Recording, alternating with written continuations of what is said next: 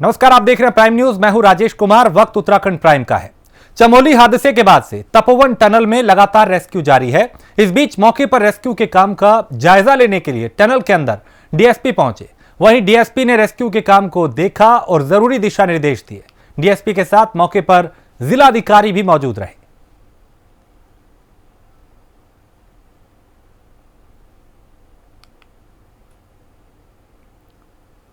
तो कई आला अधिकारी यहां पहुंचे, चूंकि रेस्क्यू लगातार जारी है, और टनल के अंदर जाके देखा कि किस तरीके से अभियान चल रहा है और अभी और कितना वक्त लगेगा उन लोगों तक पहुंचने में जो फंसे हुए हैं, क्योंकि अब भी कईयों के फंसे होने की आशंका है।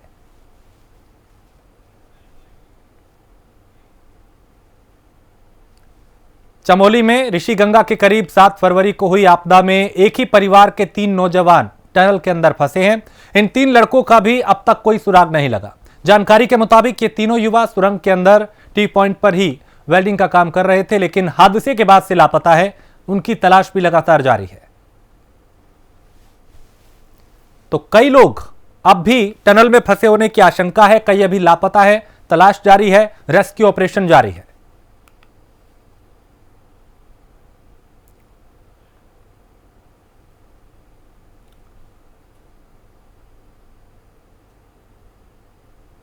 तो ग्लेशियर टूटने से 7 फरवरी को आए सैलाब के बाद अब तक रेस्क्यू लगातार जारी है। इस बीच नीति घाटी के कई गांवों को संपर्क भी इनका टूट गया, जबकि टनल के अंदर कई लोग फंसे होने की आशंका है। इस बीच पिछले 6 दिन से लगातार रेस्क्यू ऑपरेशन जारी है और कई शव बरामद किए जा चुके हैं। एक बार फिर आज 2 शव बरामद हुए। इस बीच जेसीबी की मदद से लगातार टनल के अंदर से मलबा निकाला जा रहा है और कोशिश यह है कि जो लोग फंसे हैं उन्हें निकाला जाए, उन तक पहुंचा जाए।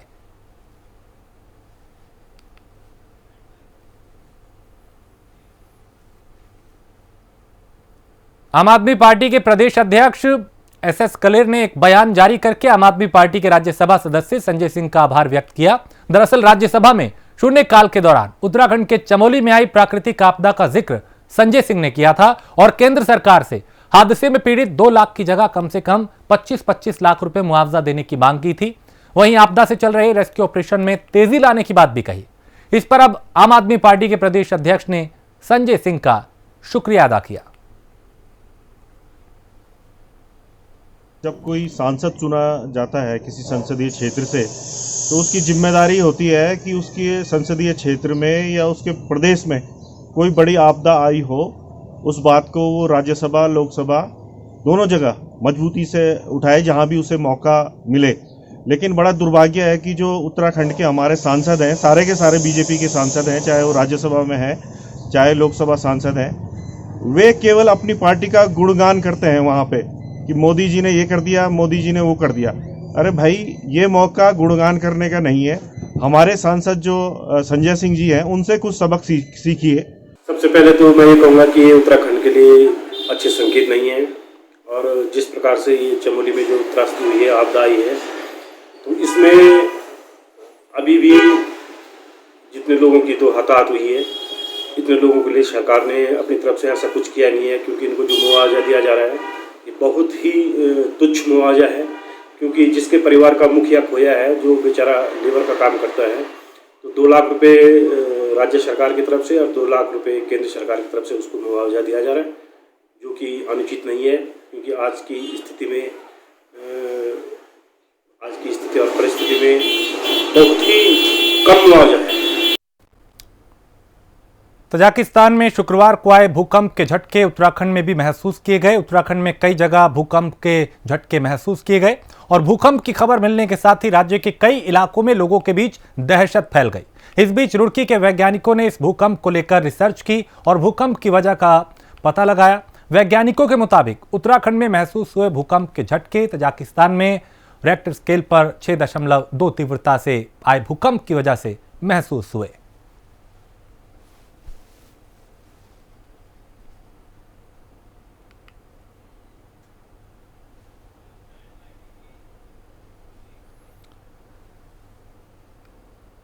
रुड़की के लक्सर में आज पूर्व मुख्यमंत्री हरीश रावत पहुंचे। इस दौरान हरीश रावत ने लक्सर कांग्रेस कार्यकर्ताओं के साथ बैठक की और 2022 में होने वाले चुनाव की तैयारियों को परखा।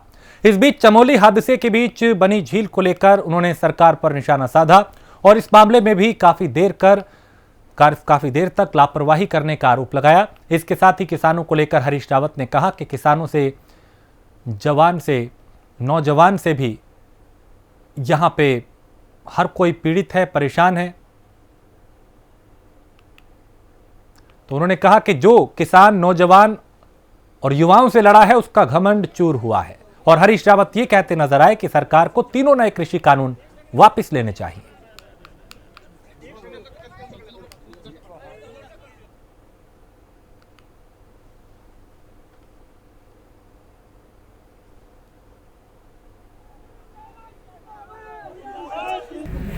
भगवान से, किसान से, नौजवान से जो लड़ा है उसका घमंड चूर हुआ है। और ये सरकार भी यदि सोच रही है कि ये किसान को झुकाएगी तो ये गलत फहमी में है। इनका घमंड चूर होगा। इनके लिए एक ही रास्ता है कि तीनों कानूनों जिन्हें किसान अपने हित के खिलाफ समझ रहे हैं ये उनको वापस लें। इन कानूनों के रहते उसकी खेती और उसके बच्चे का भविष्य चौपट है।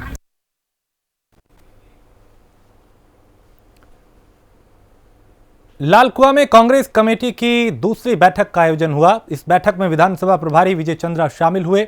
बैठक के बाद उन्होंने बताया कि जल्द ही वार्ड कमेटियों का गठन किया जाएगा और उसके बाद बूथ प्रभारी की नियुक्ति करके उन्हें भी जिम्मेदारी दी जाएगी। इसके अलावा बैठक में 2022 में होने वाले विधानसभा चुनाव की तैयारियों पर चर्चा की गई।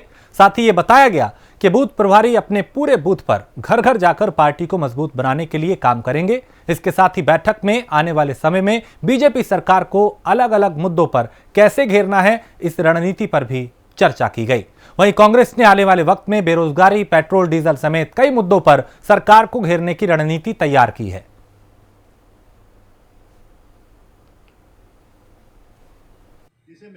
हमारे लालकुआं में आज हमारे लालकुआं बैठक है, लालकुआं शहर की। तो हमारे यहाँ भी बूथ की लिस्ट बन चुकी है और आगामी चुनाव में हम पूरी तन मन से ये विधानसभाओं को 100% जिताएंगे। और इसके साथ ही पूरे उत्तराखंड में हमारे ये नहीं कि आप सीएन समझे कि लालकुआं में हो रहा है, लालकुआं विधानसभा हो रहा है, ये पूरे प्रदेश में हमारी बिल्कुल लगातार मीटिंगों का दौर चला हुआ है। माननीय हमारे प्रभारी जी देवेंद्र यादव जी के दिशा निर्देश में तो हमारे पूरे उत्तराखंड में ये हमारी मीटिंगों की लहर है। और हम लोग इस समय अब देखिएगा, अब 3 महीने बाद देखिएगा, 3 से 4 महीने के बीच देखिएगा, सब कुछ आपको नज़र आएगा। जो आप लोग जो दिखा रहे हैं ये बाकी लोग ये दिखाती नहीं, क्योंकि पेपर और न्यूज़ सब इन्हीं लोगों के हैं। धरातल पे क्या कार्य हो रहा है ये आपको स्वयं दिखेगा। उत्तराखंड विधानसभा चुनाव को लेकर आम आदमी पार्टी अपने राज्य में अपने पांव जमाने की कोशिश कर रही है। इसी को लेकर आप प्रदेश के हर मुद्दे को बड़े जोर शोर से उठा रही है। इस बीच आम आदमी पार्टी के प्रदेश प्रवक्ता नवीन रिसाली ने पालिका अध्यक्ष अनुज गुप्ता पर भ्रष्टाचार के गंभीर आरोप लगाए और कहा कि पालिका अध्यक्ष के जरिए वन विभाग की जमीन पर मलबा डाला जा रहा है।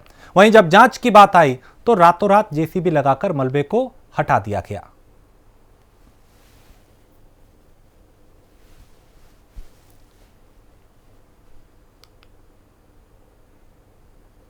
आम आदमी पार्टी के कार्यकर्ता होने के नाते, एक राजनीतिक दल होने के नाते हमारा राजनीतिक धर्म बनता है कि हम हर भ्रष्टाचार को उजागर करें। और आम आदमी पार्टी वैसे भी ईमानदार राजनीति करती है।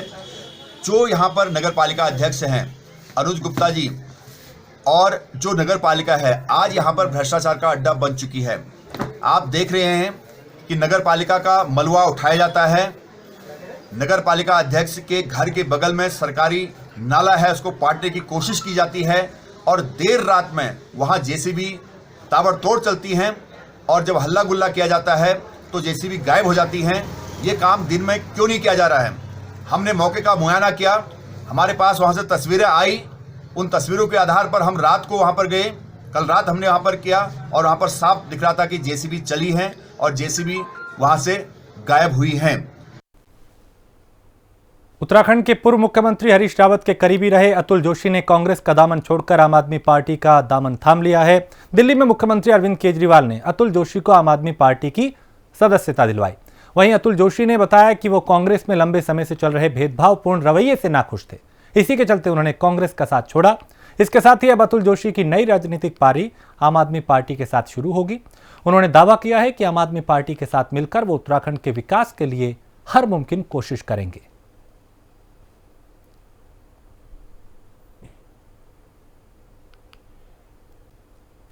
नमस्कार, मैं अतुल जोशी आज रानीखेत से दिल्ली पहुंचा।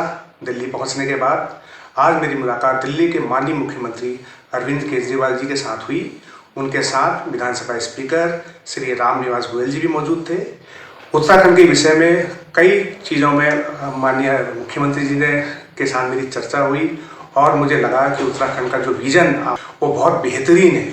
जिस तरीके से मैं युवावस्था से ही आंदोलन में कूद पड़ा था उत्तराखंड के, और मुझे कहीं ना कहीं लग रहा था कि इस विजन को कौन आगे ले जा सकता है। आज यशस्वी मुख्यमंत्री जी के साथ बैठकर मुझे महसूस हुआ कि उत्तराखंड की जो परिकल्पना हम आंदोलनकारियों ने की थी वो पूर्ण होती हुई नजर आएगी। इसलिए मैं आज मीडिया बंधुओं के माध्यम से कांग्रेस के प्राथमिक सदस्यता से इस्तीफा देता हूं और ये विश्वास करता हूं कि आने वाले समय में मैं आम आदमी पार्टी को उत्तराखंड में मजबूत करने के लिए पूरे प्रयास करूंगा, जिससे हमारे उत्तराखंड का विकास और जो हमारी परिकल्पना है, जो हमारी प्रकृति की चीज़ें हैं, जो हम सोच के उत्तराखंड आंदोलन में कूदे थे, वो पूर्ण करने में अरविंद केजरीवाल जी उत्तराखंड को पूरा सहयोग करेंगे। धन्यवाद। तो उत्तराखंड सरकार से बीजेपी विधायकों की नाराजगी वक्त वक्त पर चर्चा में रही है। इस कड़ी में अब काशीपुर के बीजेपी विधायक हरभजन सिंह चीमा का नाम भी जुड़ गया है। विधायक ने किसानों के मामले को लेकर प्रदेश सरकार के खिलाफ बकायदा मोर्चा खोल दिया। हरभजन सिंह चीमा ने किसानों के धान मूल्य का भुगतान न होने पर अपनी नाराजगी जताई। विधायक ने पत्रकारों से साफ कहा कि वो सरकार के इस रवैये से नाखुश हैं। काशीपुर में अतिक्रमण अति अधिक हो चुका है, इसको हटाया जाए। और डीजीपी महोदय ने यह भी कहा कि पुलिस को मैं निर्देशित करता हूं कि अतिक्रमण को फटाफट हटाया जाए। इसके लिए मैं पुलिस को इनाम भी दूंगा। लेकिन खेद का विषय है कि अब तक काशीपुर के किसी भी स्थान से जरा सी भी अतिक्रमण की प्रक्रिया हटाए जाने की नहीं की गई है, जो अत्यंत खेद का विषय है। कुंभ के लिए चल रही व्यवस्थाएं दुरुस्त न होने से संतों में नाराजगी बढ़ गई है। इस बीच बैरागी संप्रदाय के तीनों अखाड़ों ने पिछले 2 दिन से त्रस्त होकर दुखी मन से अखिल भारतीय अखाड़ा परिषद का बहिष्कार कर दिया था और अखाड़ा परिषद के भंग करने की बात कही थी, जिसके बाद अखिल भारतीय अखाड़ा परिषद के अध्यक्ष नरेंद्र गिरी ने अखिल भारतीय अखाड़ा परिषद के भंग होने का खंडन किया और अखाड़ा परिषद के भंग होने की बात को भ्रामक प्रचार बताया। अखाड़ा परिषद में कोई फूट नहीं है। अखाड़ा परिषद की ताकत एकता में होती है और एकता हमेशा बनी रहती है। और जब तक मैं अध्यक्ष हूं, अखाड़ों में कोई फूट नहीं पड़ेगी। सभी पदाधिकारी एक साथ लेकर के कोई निर्णय करते हैं। और मैं पुनः कहता हूं कि जो अखाड़ा परिषद के विषय में वही निर्णय ले सकता है जो अखाड़ा परिषद का पदाधिकारी होता है, जो सदस्य होता है। क्या जहां सचिव व्यवस्था सचिव उनके होते हैं सदस्य, तो उनको निर्णय लेने का अधिकार है, किसी आम साधु को निर्णय लेने का अधिकार नहीं है। इस विषय का पर ध्यान देना चाहिए। जहां तक बात रही संतों के आवेश की, नाराजगी की, वो जायज है। जो हमारे अखाड़ों को पारंपरिक रूप से दी जाती हैं उसका हमने कल एचपीसी से अनुमोदन ले लिया है। इसमें कहीं पे बिजली की फैसिलिटी, पानी की फैसिलिटी, टेम्परेरी टॉयलेट्स की फैसिलिटीज, इस सब का अनुमोदन प्राप्त हो गया है और ये हम पारंपरिक तौर पे जैसे देते आए हैं ये फैसिलिटीज हम देंगे। परसेंटेज पे स्ट्रिक्टली भारत सरकार की एसओपीज में मनाही की गई है और एसओपीज को हमें पालन भी करना होगा, उसका पालन हम लोग कर रहे हैं। माननीय मुख्यमंत्री जी के विवेकाधीन कोष से जो 1 करोड़ की धनराशि सभी अखाड़ों को मिली है, उसमें ये शर्त थी कि जिनकी स्थायी संपत्ति है उनको ये दिया जाए, स्थायी कार्यों पे दिया जाए। तो इसमें एक जो हमारी बैरागी अणियाँ हैं उनके प्रतिनिधियों की ओर से हमें एक अनुरोध पत्र मिला जिसमें कहा गया कि वो ज़मीन अभी नहीं खरीद पाए हैं और इसमें और वक्त लगेगा ज़मीन खरीदने में। हरिद्वार में होने वाले कुंभ मेले की शुरुआत जल्द हो जाएगी। दुनिया का सबसे बड़ा आयोजन कहे जाने वाले इस कुंभ में 11 मार्च को पहला शाही स्नान है और ये मेला अप्रैल महीने तक चलेगा। इस बार कुंभ के दौरान पलायन करके उत्तराखंड आने वाले साइब्रेनियन पक्षी भी हरिद्वार पहुंचेंगे। ये पक्षी एक साथ झुंड में उड़ान भरते हैं और भारत आते हैं। इनके इस बार आने से कुंभ की सुंदरता और बढ़ जाएगी। इस बार ये पक्षी हरिद्वार आएंगे और अप्रैल में अपने घर वापस चले जाएंगे।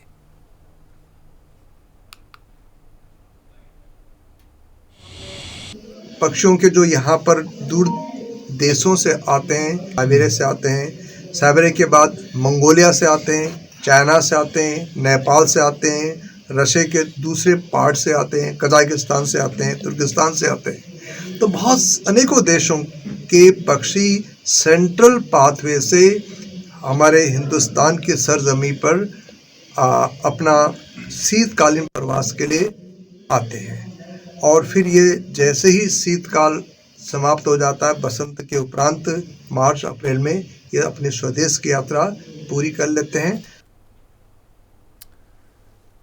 नैनीताल के कोटाबाग में राजकीय उच्चतर माध्यमिक विद्यालय को बड़ा तोहफा मिला है। डोला विकास खंड में बने इस स्कूल में स्पेशल कंपोनेंट प्लान के तहत 67.96 लाख की लागत से 5 कमरों का भवन मिला है। इस भवन का लोकार्पण वैदिक मंत्रोच्चार के बीच कैबिनेट मंत्री यशपाल आर्य ने किया।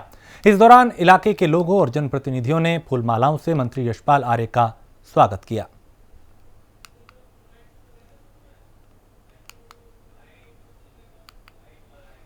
देखिए, आज डोला रियाड़ में उच्चतर माध्यमिक विद्यालय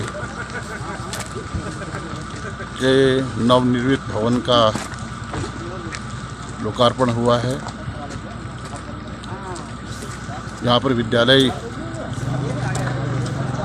पूर्ण रूप से क्षतिग्रस्त था और यहाँ की स्थानीय अभिभावकों की मांग थी। उसको दृष्टिगत रखते हुए लगभग 68 लाख की लागत से इस भवन का निर्माण हुआ है और मुझे विश्वास है कि इस भवन के निर्माण के उपरांत जो हमारे यहाँ के छात्र छात्राएं हैं। रुद्रपुर की ट्रांजिट कैंप थाना पुलिस ने मोबाइल छीनने के आरोप में 3 लोगों को गिरफ्तार किया। इन लोगों के पास से 8 मोबाइल फोन भी बरामद किए गए। पुलिस ने 13 और मोबाइल फोन बरामद किए हैं और मोबाइल फोन की कीमत 3 लाख रुपए बताई जा रही है। वहीं जानकारी के मुताबिक आरोपियों ने राहगीरों से जबरन ये मोबाइल फोन छीने थे। पुलिस की पूछताछ में आरोपियों ने अपना जुर्म कबूल कर लिया है।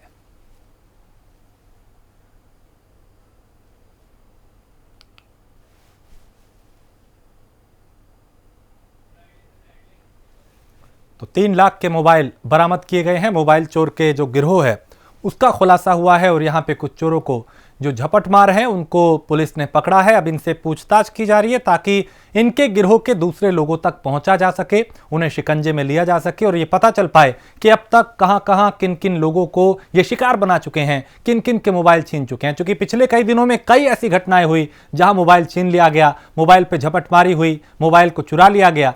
लिहाजा अब इनसे पूछताछ की जाएगी ताकि तमाम वो मोबाइल फोन जो छीने गए थे, जो झपटे गए थे, उनको बरामद किया जाए और उन लोगों तक पहुंचाया जाए जिनके वो फोन थे। तो 3 आरोपियों को पुलिस ने पकड़ा है। अब इनसे पूछताछ की जा रही है। ये आज हमारी टीम द्वारा 8 मोबाइलों के साथ 3 अभियुक्तों को गिरफ्तार किया गया है, जिनमें सूरज उर्फ गुत्रा, रजनीश और राहुल को गिरफ्तार किया गया है। इसके अतिरिक्त भी हमारे जो है ट्रांजिट कैंप पुलिस द्वारा 13 अन्य मोबाइल जो सभी एंड्रॉयड हैं वो कोई खोए हैं और कोई चुनौती के हैं और कुछ जो है चोरी के हैं। अभी चूँकि इनकी जो है पूर्ण रूप से तस्दीकी नहीं हुई है, तस्दीकी कर रहे हैं और ये हम लगभग जो टोटल 21 मोबाइल बरामद है, इनकी कीमत 3 लाख के आसपास जो है इसकी कीमत है।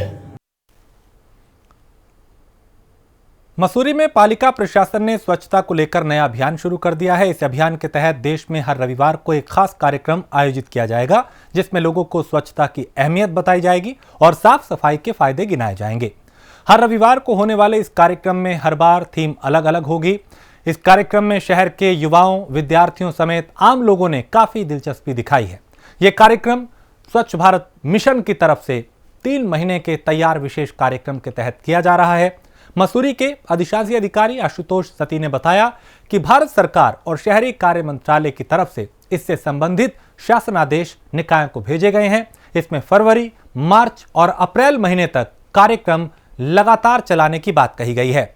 उन्होंने बताया कि स्वच्छता पर हर रविवार को नगर पालिका मेगा इवेंट कराएगा। इस बीच उन्होंने ये भी जानकारी दी कि पहले हफ्ते में अनयूज प्लास्टिक की बोतलों में कूड़ा भरकर उसको ठोस बनाने का उपाय दिया गया, जिसके बाद मसूरी में एक विशालकाय दीवार बनाई जाएगी जो लोगों के लिए आकर्षण का केंद्र बनेगी।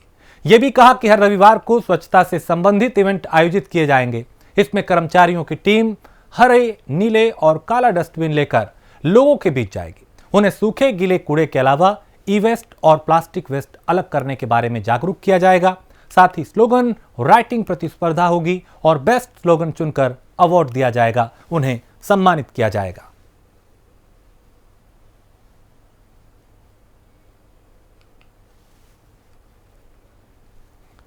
तो हर रविवार को ये कार्यक्रम आयोजित किया जाएगा, लोगों को स्वच्छता के प्रति जागरूक किया जाएगा। अलग अलग कई कार्यक्रम होंगे। तो साफ सफाई को लेकर ये एक नया अभियान है जो अगले कुछ महीनों तक हर हफ्ते होगा और इसमें लोगों को जागरूक किया जाएगा सफाई के प्रति। जी देखिए, ये जो प्रोग्राम है, इनके जो डायरेक्शंस हैं वो सेंटर से आए हैं और इसमें ये है कि हम फरवरी से लेकर के और अप्रैल तक एक हर रविवार को ये भी आना चाहिए थीम बेस्ड अप्रोच के साथ कैसे स्वच्छता को हम आगे प्रमोट कर सकते हैं, कैसे हम लोगों को रोक इन कर सकते हैं ताकि जो हमारी थीम है कि भारत एक स्वच्छ देश बने उसको हम रियलाइज़ कर सकें मिनिमम टाइम में। और इससे इम्पोर्टेंट ये है कि केवल स्वच्छता is not a destiny, it's a journey और इस जर्नी में बिना लोगों के कोऑपरेशन के, एक्टिव कोऑपरेशन के और कोलैबोरेशन के ये पॉसिबल नहीं है। रुड़की के कृष्णानगर और राजेंद्र नगर समेत कई कॉलोनियों में विद्युत विभाग की बड़ी लापरवाही सामने आ रही है। गली मोहल्ले में तार के जाल बिछाए हुए हैं, जबकि कई जगह तार लटकने से लोगों के लिए मुसीबत बनती जा रही है। साथ ही बड़े हादसों को ये तारें दावत दे रही हैं। इसे लेकर स्थानीय लोगों ने प्रशासन में शिकायत की है, बावजूद इसके कहीं कोई सुनवाई होती हुई दिखाई नहीं दे रही है।